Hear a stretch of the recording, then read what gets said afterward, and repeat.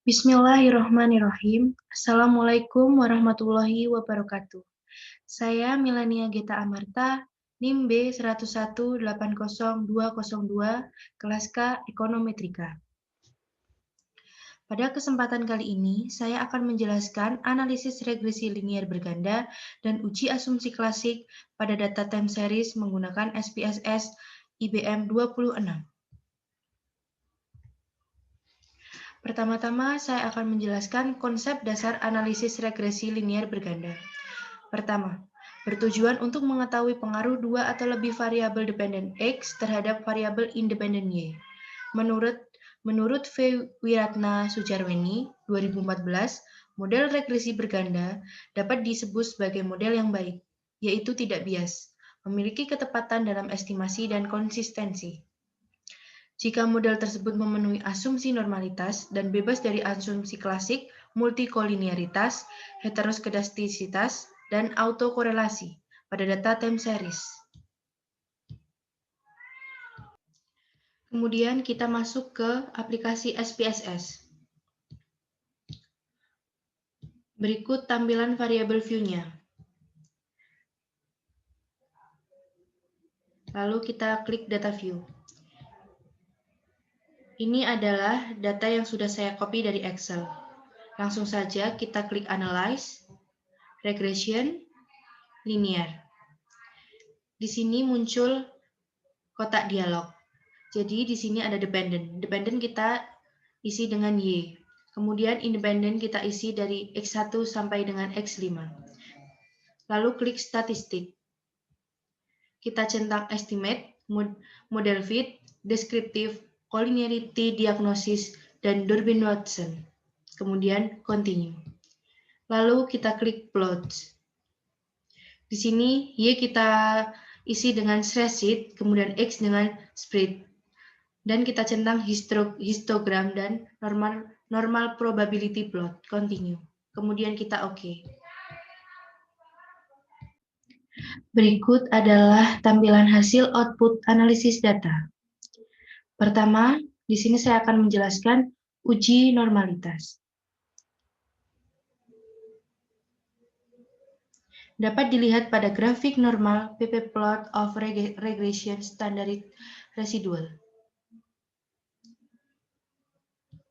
Dikatakan normal apabila sebuah kelompok atau variabel, apakah sebaran data variabel berdistribusi normal atau tidak.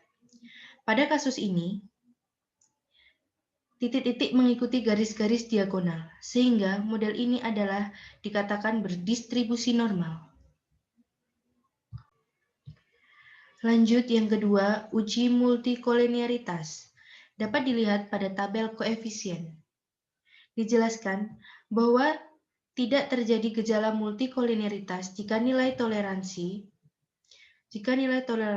lebih dari 0,1 dan nilai VIF kurang dari 10, sehingga dapat disimpulkan bahwa X1, X2, X3, dan X5 terdapat gejala multikolinearitas karena nilai toleransi kurang dari 0,1 dan nilai VIF lebih dari 10.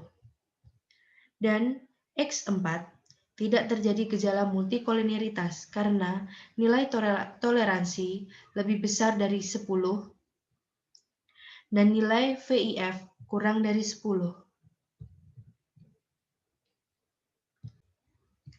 Yang ketiga, uji heteroskedastisitas. Dapat dilihat di tabel scatter plot. Variabel dependennya adalah Y. Dijelaskan bahwa tidak terjadi heteroskedastisitas jika tidak ada pola yang jelas pada gambar scatter plot, serta titik-titik menyebar di atas dan di bawah pada angka 0 di sumbu Y, sehingga dapat disimpulkan tidak terjadi gejala heteroskedastisitas karena tidak ada pola yang jelas pada gambar scatter plot. Yang keempat, uji autokorelasi. Dapat kita lihat pada tabel model summary.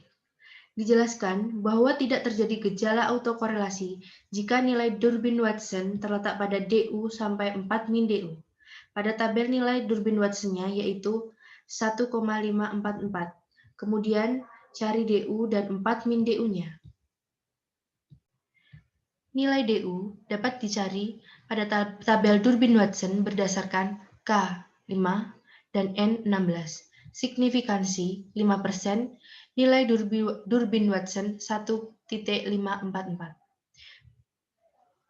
Dengan rumus DU 2,1567 lebih besar Durbin Watson 1,544 kurang dari 4 min DU 1,84433, sehingga ada gejala autokorelasi.